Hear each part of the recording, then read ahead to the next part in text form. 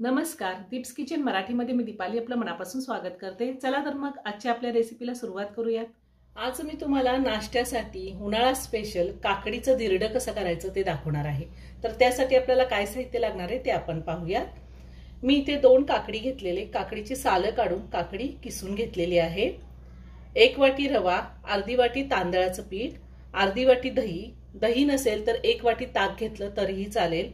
एक छोटा कांदा मी बारीक कट करून घेतलेला आहे, थोडी कोथिंबीर कट करून घेतली, अर्धा इंच आलं आणि अर्धा चमचा जिरे, 3 हिरव्या मिरच्या हे मी मिक्सरला जाडसर वाटून घेतलेला आहे। चवीनुसार मीठ आणि आपल्याला तेल लागणार आहे। मी इथे एक बाउल घेतलाय, त्यामध्ये काकडी काढून घेते।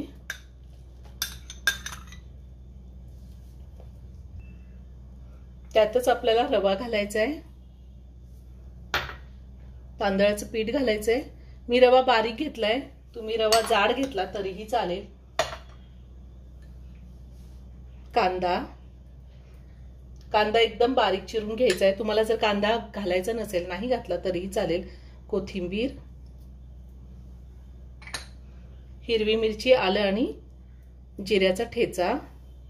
मिरचीचं प्रमाण तुम्ही तुमच्या आवडीनुसार कमी किंवा जास्त घेऊ शकता। चवीनुसार मीठ घालायचे आणि दही घालायचे।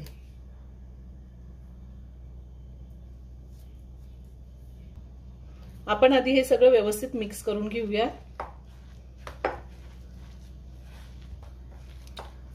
आता आपण थोडं थोडं पाणी घालून व्यवस्थित मिक्स करून घेऊयात। आपल्याला जास्त पातळही नाही करायचं हे मिश्रण आणि जास्त घट्टही नाही ठेवायचं। मी हे सगळं व्यवस्थित मिक्स करून घेतलेलं आहे। साधारण एवढं मिश्रण आपलं तयार व्हायला मी पाऊण ग्लास पाणी वापरलेलं आहे। आता आपल्याला 10 मिनिटं हे झाकून ठेवायचंय, म्हणजे यामधला रवा चांगला फुलून येतो।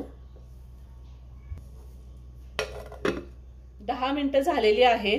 आता आपण हे पुन्हा सगळं व्यवस्थित मिक्स करून बघूया। रवा चांगला फुललेला आहे।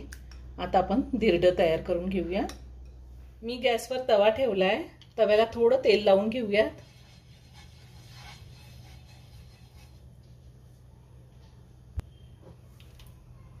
आता आपण धिरडं तयार करून घेऊया।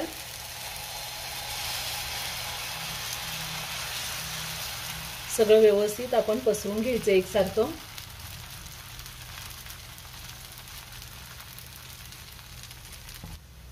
आता एका साइडने आपण चांगलं खमंग भाजून घेऊया आणि त्यानंतर पलटी करूया। मी ह्या आधी सुद्धा खूप साऱ्या veg non veg recipe upload केलेल्या आहेत, त्याची लिंक मी डिस्क्रिप्शन बॉक्समध्ये दिली आहे, तुम्ही पाहू शकता। अजूनही तुम्ही माझं चॅनल सबस्क्राइब केलं नसेल तर नक्की सबस्क्राइब करा आणि शेजारील बेल आयकन क्लिक करा, म्हणजे मी ज्या रेसिपी अपलोड करते त्याचं नोटिफिकेशन तुम्हाला मिळेल आणि तुम्ही माझी रेसिपी बघू शकाल। आता आपण वरच्या साईडला सुद्धा थोडं तेल लावून घेऊया आणि हे धिरडं पलटी करून घेऊया।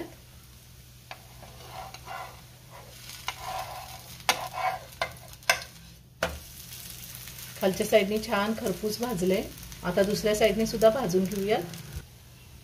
आता आपण पलटून पाहूया, दुसऱ्या साईडने पण छान आपलं धिरडं भाजून झालेलं आहे। आता मी ते काढून घेते।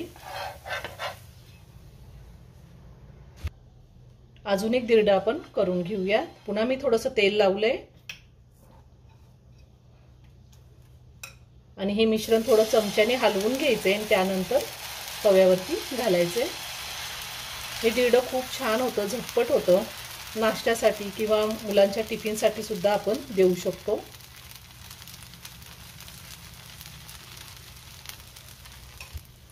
वरतून थोडंसं तेल घालते। एका साइडने आपण भाजून घेतलेलं आहे, आता पलटून घेऊया आणि दुसऱ्या साइडने सुद्धा छान भाजून घ्यायचे। हे धिरडं आपलं तयार करून झालेलं आहे। आता मी काढून घेते आणि राहिलेले धिरडं ह्याच पद्धतीने मी करून घेते। नाश्त्यासाठी खमंग असं काकडीचं धिरडं तयार करून झालेलं आहे, खूप छान होतं। हे धिरडं आपण खोबऱ्याच्या चटणी सोबत किंवा टोमॅटो सॉस सोबत खाऊ शकतो किंवा असंचही खाल्लं तरी खूप छान होतं। नक्की करून पहा। व्हिडिओ जर आवडला तर व्हिडिओला लाईक आणि शेअर करायला विसरू नका। रेसिपी आवडली असेल तर कमेंट करून नक्की कळवा। पुन्हा भेटूया अशाच एका छानशा साध्या आणि सोप्या रेसिपी बरोबर। धन्यवाद।